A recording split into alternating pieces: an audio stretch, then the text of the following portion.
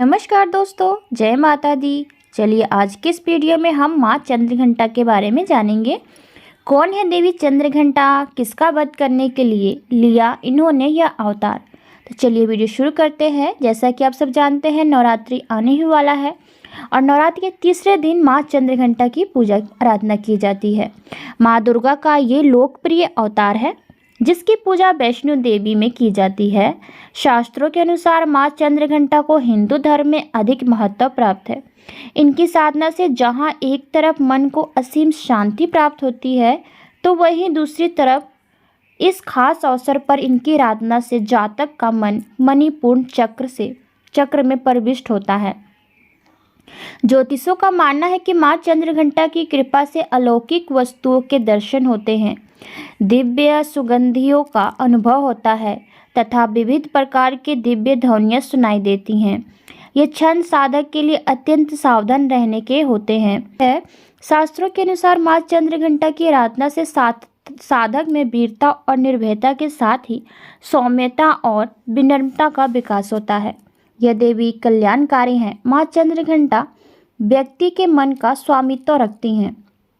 अगर माँ चंद्रघंटा के रूप की बात की जाए तो माँ के इस रूप के मस्तक पर घंटे के कार का आधा चंद्र है, इसीलिए इस देवी को चंद्रघंटा कहा गया है।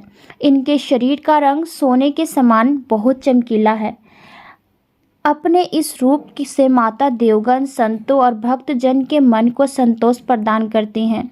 माँ चंद्रघंटा अपने प्रिय वाहन सिंह पर बैठकर अपने 10 हाथों में खड्ग, तलवार, ढाल, गदा, पाश, त्रिशूल, चक्र, धनुष भरे हुए तरकस लिए मंद मंद मुस्कुरा रही होती हैं। माँ चंद्रघंटा की पूजा करने से जातक के सभी पाप नष्ट हो जाते हैं और जन्म जन्मी का डर खत्म हो जाता है और जातक निर्भय बन जाता है।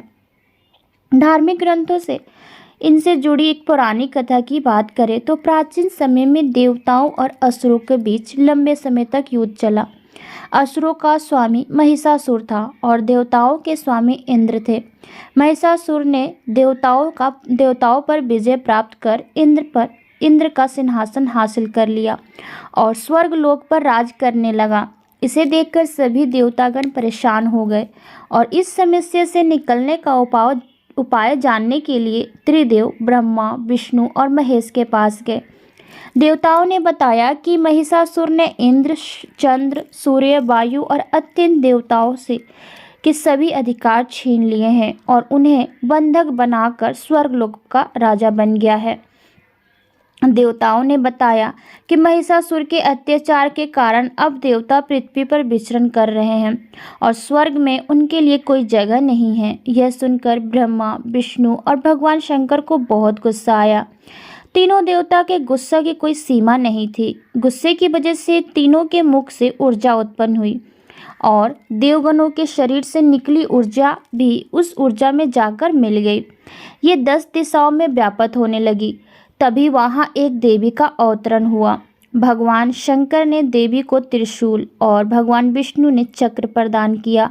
इसी प्रकार अन्य देवी देवताओं ने भी माता के हाथों में अस्त्र शस्त्र सजा दिए।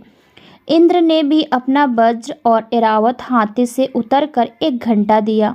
सूर्य ने अपना तेज और तलवार दिया और सवारी के लिए शेर दिया। तभी उनका नाम चंद्रघंटा पड़ा। अब देवी महिषासुर से युद्ध के लिए पूरी तरह से तैयार थी। उनका विशालकाय रूप देखकर महिषासुर समझ गया कि अब उसका काल आ गया है। महिषासुर ने अपनी सेना को देवी पर हमला करने को कहा। अन्य दैत्य और दानव के दल भी युद्ध में कूद पड़े, लेकिन देवी ने एक ही झटके में दानव का संहार कर दिया। इस युद्ध में महिषासुर तो मारा ही गया, साथ में अन्य बड़े दानव और राक्षसों का भी संहार माँ के हाथों कर दिया। माँ ने अपने हाथों उन बड़े राक्षसों का संहार किया। इस तरह माँ ने सभी देवताओं को असुरों से मुक्ति दिलाई। तो इसलिए माँ, ये जो थी माता की एक छोटी सी पौराणिक कथा थी। उम्मीद करती हूँ आपको ये कथा पसंद आई होगी। इससे पूजा करने के लिए माता देवी चंद्र की साधना करते समय कुछ खास बातों का ध्यान रखना चाहिए। सबसे पहले नहा धोकर घी का दीपक जलाएं और फिर कलश में गंगा जल मिला लें। साथ ही कलश में दुर्वा, सुपारी, सिक्का, केसर, चावल, बेलपत्र डालें। माँ को पीले फूल चढ़ाएं। दूध, दही, शहद, गुड़, घी का पंचामृत चढ़ाएं। लाल अनार, गुड़ या गुलाब जामुन का भोग लगाएं। साथ ही 21 रुपये की दक्षिणा चढ़ाएं। माँ के इस रूप की पूजा करने से नौकरी, बिजनेस में आ रही परेशानी दूर होगी। साथ ही घर के सभी क्लेश भी खत्म हो जाएंगे और आप एक बेहतर जिंदगी भी जी पाएंगे। माता दी, नवरात्र की आप सभी को हार्दिक शुभकामनाएं। जय माता दी। धन्यवाद।